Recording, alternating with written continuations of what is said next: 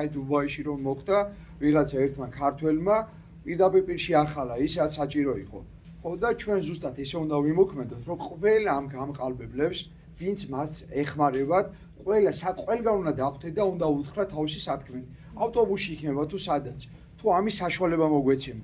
აბა მე ახლა ჯარისკაციცა ვარ და იარაღის ხელში დაკავება შემიძლია, მაგრამ ის პერიოდი არ მინდა 90-იანი პერიოდი დაბრუნდეს, არც დავიკავებ არასოდეს იარაღს, უბრალოდ ჩვენ ერთადერთი როგორც უფალმა თქვა, სიტყვით და სათქმელით უნდა უთხრათ სადაც არიან. მერიის წინათაც უნდა დავდგეს საჯარს.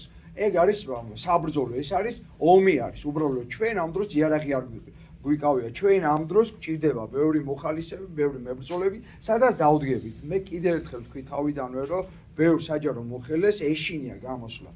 მე მადლობელი თავიდანვე ვთქვი, რომ მადლობელი ვარ ამ პროცესის, იმიტომ რომ მე გადავლახე ექშიში, გადავლახე ის, რომ საჯარო მოხელე ვარ და თან კანონი მიიღენ, ხვალ თუ გზე გამაგდებენ სამსახურიდან, მაგრამ ეს არაფერში არ მეშინია, მთავარი ის არის, რომ ამათ ვინც საჯარო მოხელებია, იმათ ვებრძოლოთ სიტყვით. და ეს პროცესი არის ძალიან კარგი, გუშინდელი პროცესი, მე მაგალითად მომეწონა.